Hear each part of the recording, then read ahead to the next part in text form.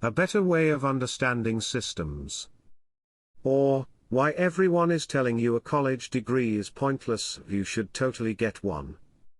Two people are unjustly sent to prison, a complicated system where surviving is not guaranteed and thriving is reserved for a select few. Once there, the first one starts to learn the system. He gets a feel for which guards can be bribed to bring contraband, what gangs he can join and what gang he should fear, when and who to fight to get respect, which are the best cells and how to get sent to them, etc. After 20 years of fighting for survival he gets out of prison, gang tattoos covering him head to toe, looking old and scary, with no friends left on the outside except for some of his old prison buddies. He resigns himself to a short life of crime. He doesn't fear going back to prison anymore, for he knows that system well and can thrive in it. The second one takes a different approach to learning the system.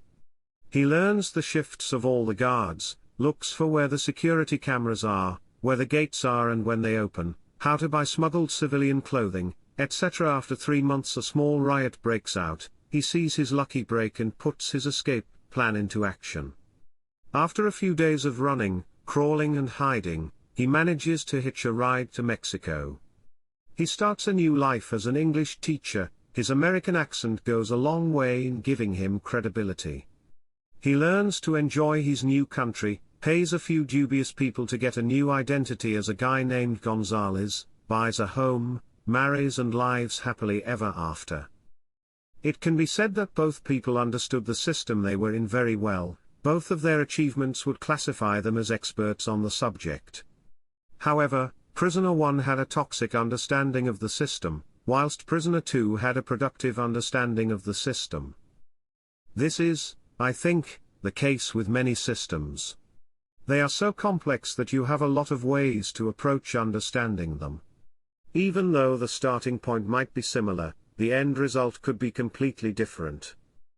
It's often hard to figure out what the end results of a certain way of understanding are, but you can sometimes figure out what the end results of a way aren't, before pursuing to the very end. Yet, it's often the easiest way of understanding that has the worst end results. More on this later, but it's also the most tempting way to approach things. Useful and useless system to understand. We are very good at finding pattern in noise. We are very good at understanding, navigating and building social structures. Yet most people waste this ability by choosing to focus it on the wrong thing. If you are given the choice to analyze end systems, and you can get some surface intuition about how much you can use them once they are within your grasp, the seemingly obvious choice is to try and learn about those which seem most malleable to you. Let's look at politics for a second. Internal politics is a system which too many people struggle to understand and almost always end up with a useless, or even harmful, understanding of. Indeed, there's hardly any way to understand internal politics in a useful way unless you have a tremendous amount of influence. After all, your vote only counts for so much. You could have a pitch-perfect understanding of how your country's democracy operates, and you'd be no better off for having it, unless you work in politics.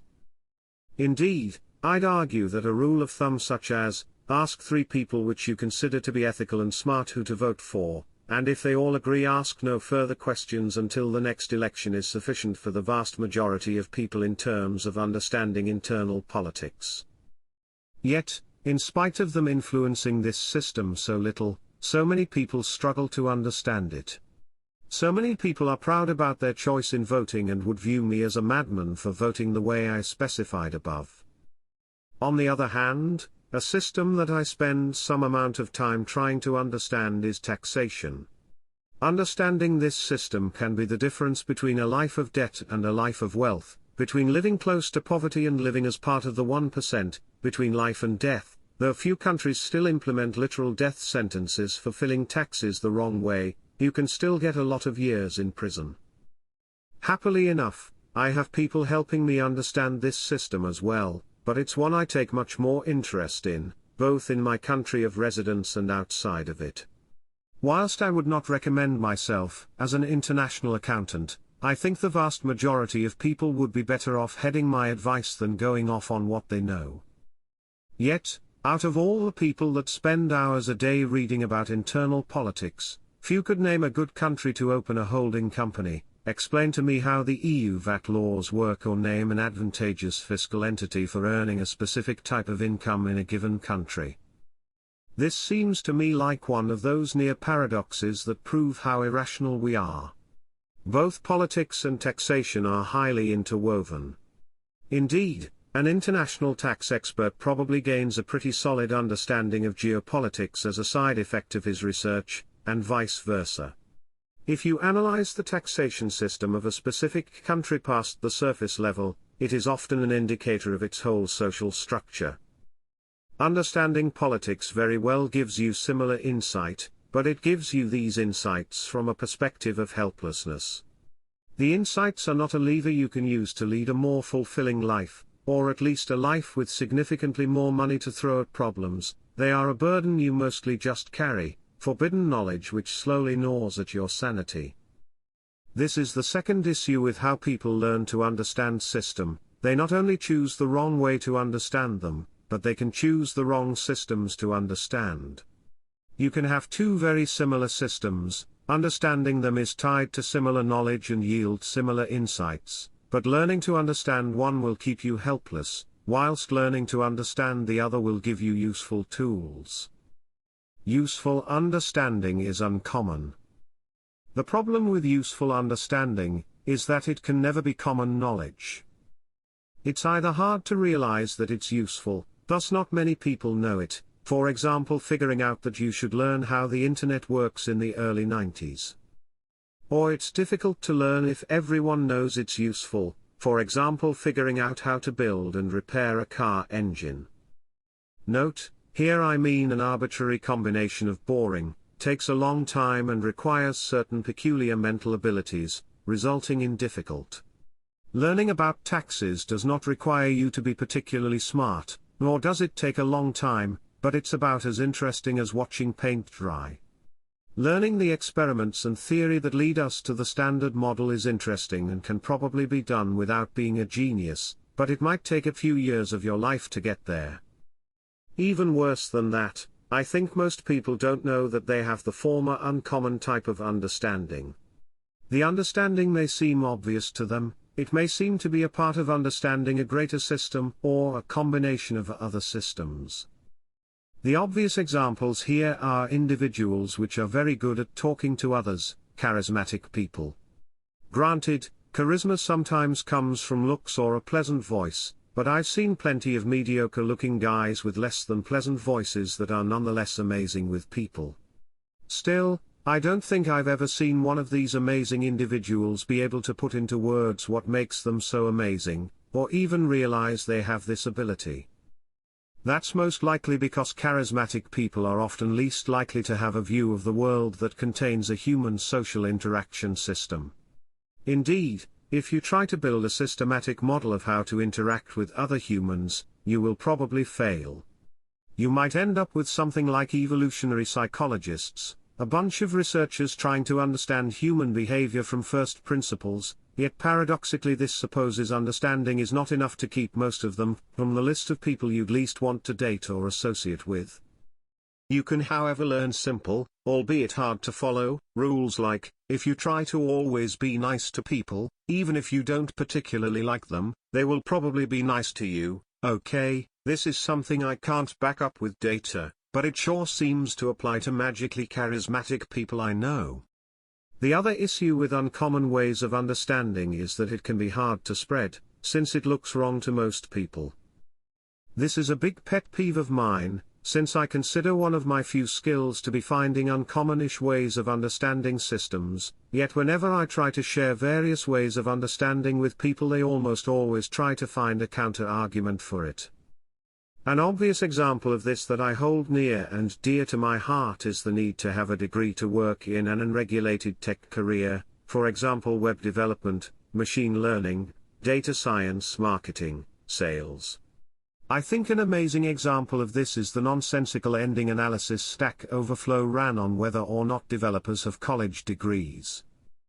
They essentially find that most programmers don't have a degree, and even fewer have a degree in computer science. Most companies don't require a degree, and even for those that do, it's sometimes listed as optional, and, in my personal experience, most will make exceptions. I can't find statistics on this, but I do take essentially all of my job offers as empirical evidence.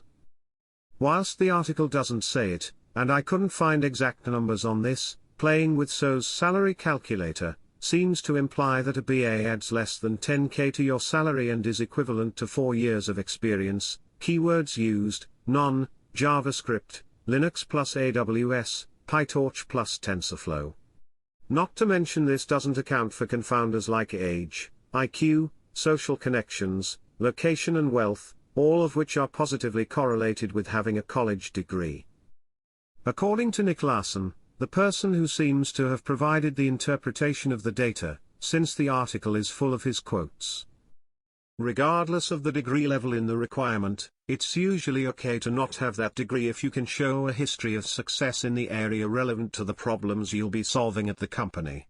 Even for a job looking for the PhD level, a bunch of published papers relevant to the work they need done is more likely to get you hired than a PhD with fewer or non-relevant public articles. The text goes on to state other things, such as the fact that boot camps are usually taken by people who already have a degree, rather than as an alternative to a degree. It states that the barrier to entry is low enough for basically anybody who can code. It raises no single point to indicate that spending 4+ years and hundreds of thousands of dollars on a degree is in any way a sane choice. And it ends with, "So, a degree is pointless, right? Of course not. In fact, many would argue that the college experience is about much more than just getting a job when you graduate. We wouldn't encourage anybody who is already in college to drop out, or anybody who wants to earn a degree to skip it and go straight to work instead. There are many reasons why, even if you don't need one to get the job you're after, you might want to pursue a college degree." In other words, all the data shows that the common understanding of the system, which says a college degree is a signaling mechanism required to get a good job in the field, is wrong. But even though the less common understanding, that a degree as a social signaling mechanism or, FART, a way of learning programming is not cost or time efficient, seems correct, it's scary and we don't recommend trusting it. There's other examples of this uncommon versus common paradigm I can derive from the same survey. No, I can't have the pleasure of quoting the very people who collected the data while they disagree with what their own data shows, in order to appease their internal representations. For example, when people ask me career-related questions, I always try to cram in the advice: try your utmost best to network with and work for companies in the US. They almost always offer better pay. This is a conclusion I've drawn from both the data I've seen, example, and from anecdotal evidence. Yet most people will probably give advice about what programming language to learn next, or what field you should try to work in. It seems that the highest paid type of position internationally still earns less than the lowest pay type in the United States. The same is true for the programming language you work with. Location is king. But Learn X language is a common type of understanding when it comes to a career as programmer, whilst apply to companies based in Y country, even if the jobs is remote, isn't. Why is that? I don't know. I don't have enough data here to prove that the uncommon understanding is better. The aforementioned surveys hint at it, but I think there's less definitive answers on this subject than on college degrees. However, I have a hunch that tells me this falls into the same trap. We are used with understanding the system as based on what you know, you will find a nicer or worse job, and understanding that says what you know is not that relevant. Where you live and where the companies you work for reside is much more important seems weird, because it contradicts the common understanding. But I digress. I don't want to turn this article into why getting a BA is probably a bad choice. I reserve that for another time. I also don't want to sound like I am saying, any model of a system that seems nonsensical is bad and should be abandoned. There's a good argument to be made for why arguments shouldn't make us abandon common knowledge. But in that case, if we decide a piece of common knowledge is too sacred to touch, we shouldn't strive to understand it. If you live on a planet where everyone does X, and doing Y will get you killed, you shouldn't bother learning why this is. At best, you learn X indeed makes sense, and, at worst, you gain the useless and potentially dangerous knowledge that Y is actually better. Accept the sacred common knowledge for what it is. Granted, curiosity for the sake of curiosity is often drenched in a veil of fun or interesting. I will never design a soda can factory, but I enjoyed seeing how one operates nonetheless. But unless we view this common understanding as, usually, useless, we risk falling into the trap where all the systems we understand are understood by everyone. We might have as well just followed the crowd and learned nothing. At the end of the day, unlike most of my articles, I do have a strong takeaway from this one. If you think you understand a system, ask yourself, will this understanding change the actions I take during my life in a good and significant way? Will this understanding help me understand other systems for which number one holds true? If the answer to both is no, I don't care what system you are modeling, it's either the wrong system, a bad model, or both, and you should throw it away. It could be a model of your national politics. It could be a model of why a given outgroup is bad. It could be a model of how you'd run the world if you were God Emperor.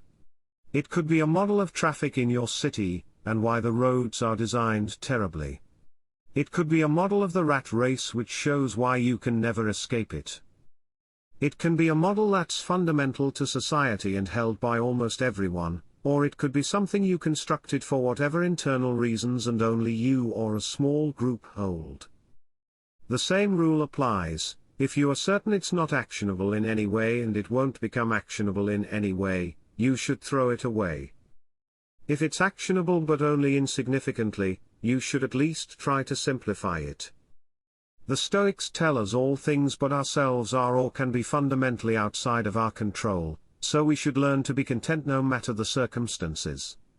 I say that with the right mindset, we can all find thousands of things that are actually under our control, in a good way, no matter the circumstances.